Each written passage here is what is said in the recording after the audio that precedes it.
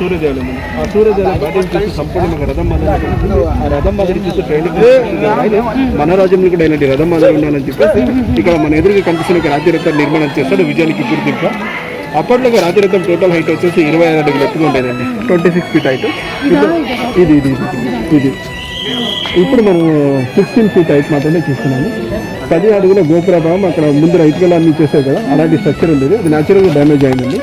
అందుకోసం పైన department ceiling చేసి సీలింగ్ కవర్ చేస్తారు ప్రోడక్ట్. ఇది వచ్చేసి తులసి కోట అండి ఫ్రంట్ వన్.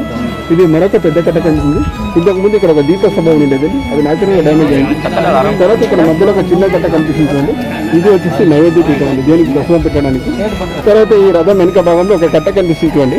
ఇది వచ్చేసి యజ్ఞ మంటపం. ఈ రథంతో పాటు 5 భాగాలు ఏమన్నా చేస్తున్నాము. ఇవన్నీ పంచపీఠాలని చెప్తున్నాయి. తర్వాత అక్కడ ఎదురుగా కనిపిస్తున్నది భజన మంటపం. విశేషమైన సందర్భంలో అక్కడ భజనలు కీర్తనలు పాటలు పాడడానికి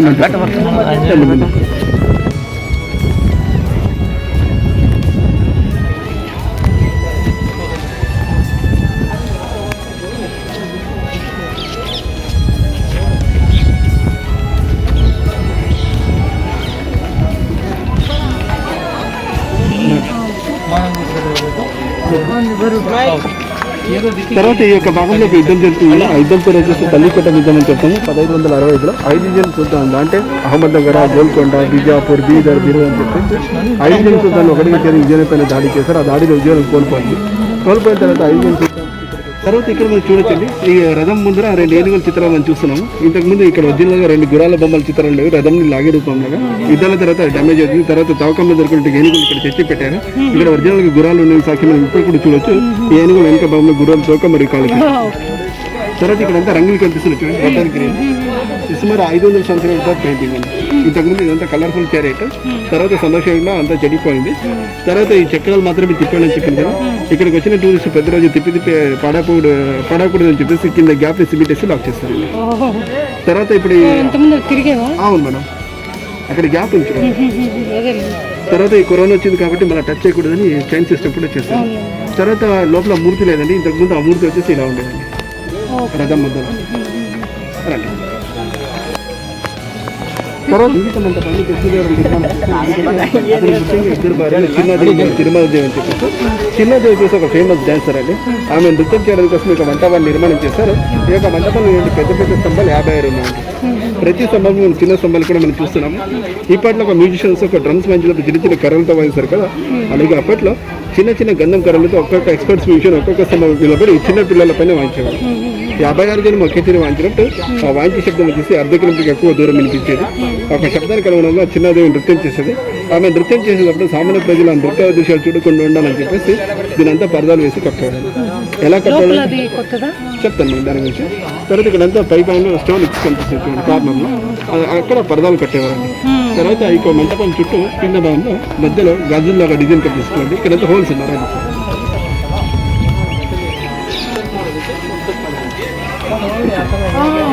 పరదలంతా కట్టేదండి చుట్టూ.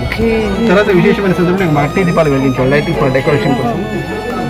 తర్వాత బయట ఒక మార్కెట్ ఉండేది, దాని గురించి వివరిస్తాను. విదేశాలు వచ్చేసి గుర్రాల వ్యాపారం కూడా జరుగుతున్నది. అందుకోసం ఇక్కడ ఒక ఫస్ట్ లైన్ కంప్లీట్గా విదేశీ చిత్రాలని గుర్రాలతో పాటు ఇక్కడ ఫస్ట్ గమనించండి. మంగోలియా, చైనా, పోర్చుగీస్, అరేబియా, మన ఫ్రెంచ్ దేశాల నుంచి వచ్చేవాళ్ళని వాళ్ళు వేసుకునే బట్టలు వాళ్ళ ముఖం కూడా డిఫరెంట్గా ఉంది. తర్వాత ఇప్పుడు లోపల ప్రవేశం నిషేధించారు మనం లోపల. ఎందుకంటే వచ్చిన టూరిస్ట్ ప్రతిరోజు కట్టలు, కర్రలు, కాయిన్లు తీసుకొని కొట్టి పాడు చేస్తారని చెప్పేసి 10 ఏళ్ల క్రితం స్టార్ట్ చేశారు. తర్వాత కొంచెం ఇటు రండి.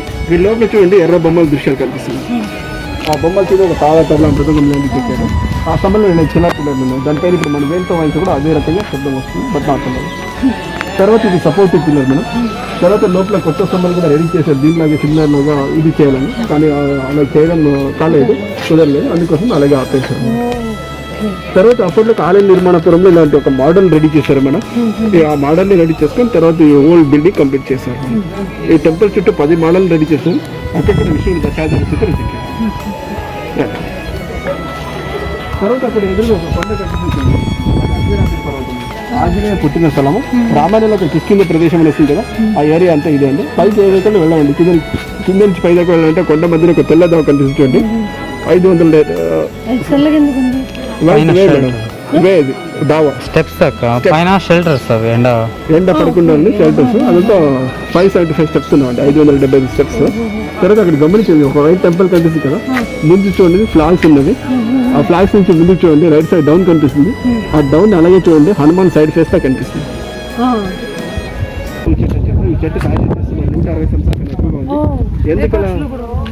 ఎందుకని ఎగ్జాక్ట్ చెప్తామంటే 1856లో అలెగ్జాండర్ జాన్ విదేశీయులు వచ్చేసి ఫోటోగ్రఫీ చేశారు. అదే చాలా చిన్న చెట్టు. అప్పటి నుంచి ఇక్కడ దాకా లెక్కెడితే సుమారు 164 సంవత్సరాలు దింపుంది. ఇది ఇప్పటిదాకా జీవంతమైన కారణం ఏమంటే ఈ ఆలయం వెనకాల ఒక నది పారుతుంది. ఆ నది నీరుని హీర్కొని ఇక్కడ తర్వాత ఇది ఒక కామన్ ఎంట్రీ. ఉన్నాయి మేడం, వెనకాల నుంచి ఇక్కడ నుంచి కనిపించదు, అక్కడ వెనకాల నుంచి ఈ టెంపుల్ వెనకాల 5 minutes వాక్. అందరూ ఇది ఒక కామన్ ఎంట్రన్స్, అంటే ఇదే రీతి ఎంట్రన్స్ అక్కడ కూడా కనిపిస్తుంది. తర్వాత వెనకాల ఉన్నది రుక్మిణి ఆలయం అంటే అక్కడ ఏ మూర్తి లేదు. స్టోన్ సోఫా కూడా ఉన్నాయి మేడం. ఇప్పట్లో మనం లూడో గేమ్స్ అని ప్లే చేస్తాం కదా, అలాంటి మైండ్ గేమ్స్ ఉన్నాయి అక్కడ మన ఇక్కడ కూడా ఉన్నాయి. తర్వాత ఇప్పట్లో మనం మొబైల్లో సెల్ఫీలు అని తీసుకుంటాం కదా, అలాంటి ఒక ఫోన్ ఇక్కడ మిర్రర్తో పాటు ఇచ్చారు, సెల్ఫీ పోజ్ మిర్రర్. తర్వాత ఇది ఒక విష్ణుడి ఆలయం కాబట్టి విష్ణుడి ద్వారపాలకులు జయ మరియు విజయ శ్రేణి అంటే లోపల.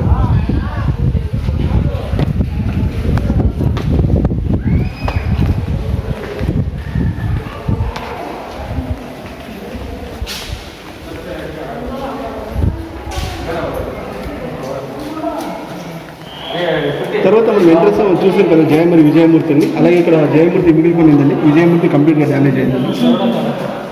ఎందుకు డ్యామేజ్ చేశారంటే ఇక్కడ ఒక యుద్ధం జరుగుతుంది, తల్లికోట యుద్ధం అని చెప్పేసి 1560లో 5 జన్ సుల్తాన్ విజయనగరం చుట్టుపక్కల ఉన్నట్టు వాళ్ళు అహ్మద్ నగర్, గోల్కొండ,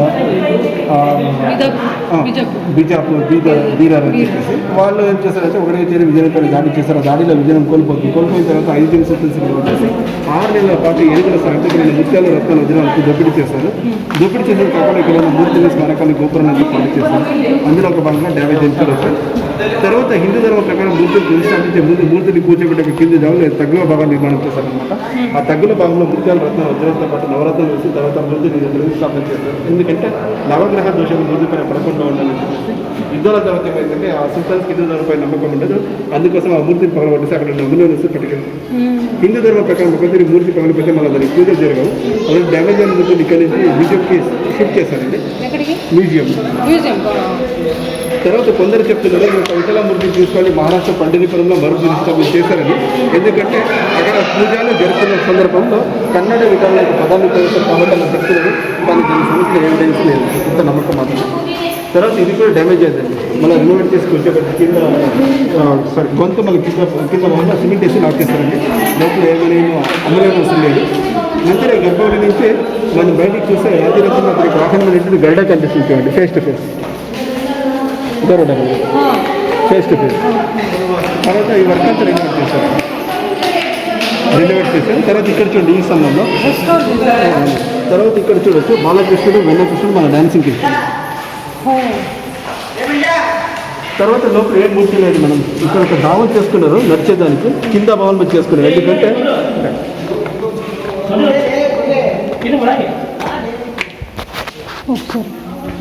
ఇక్కడ కింద భావంలో చేసుకున్నారు ప్రదక్షిణ వేయడానికి. ఎందుకంటే మన దేవునికి పోలిస్తే దేవునికి సరి సామాన్యులు కాదు, దేవునికి చిన్న వాళ్ళని కలపని మనకు ఉండాలని చెప్పేసి నడిచేదాన్ని కింద భావం చేసుకున్నారు. లోపల గబ్బిలలో వస్తుంది తప్ప ఏం లేదు, కావాలంటే ఒక రౌండ్ వేసుకొని ఇఫ్ యూ ఇంట్రెస్ట్. మళ్ళీ మీరు టార్చ్ ఆన్ చేసుకొని లోపల అదే మేడం అదే ఇక్కడ కొంచెం సైడ్ దిగేసాను. ఇక్కడ మనం చూడొచ్చండి రాయిలో చెక్కిన ఒక శాసనము పైన స్పష్టంగా కనిపిస్తుంది. పాతకాల స్క్రిప్ట్లో ఉంది శ్రీ విఠల దేవుడు అని. ఈ యొక్క శాసనంలో మనకి ఇన్ఫర్మేషన్ దొరుకుతుంది. ఈ ఆలయం ఎవరు నిర్మించారు, ఎప్పుడు నిర్మించారు, ఏ రాజు పరిపాలన ఆలయానికి దానదిత్తులు ఇచ్చారని ఒక సంపూర్ణ ఎవరు ఇందులో నమోదు చేశారండి. ఈ యొక్క శాసనం ఇక్కడికి ఎండ్ కాలేదు, ఈ దేవాలయం చుట్టూ కొనసాగుతుంది. రండి.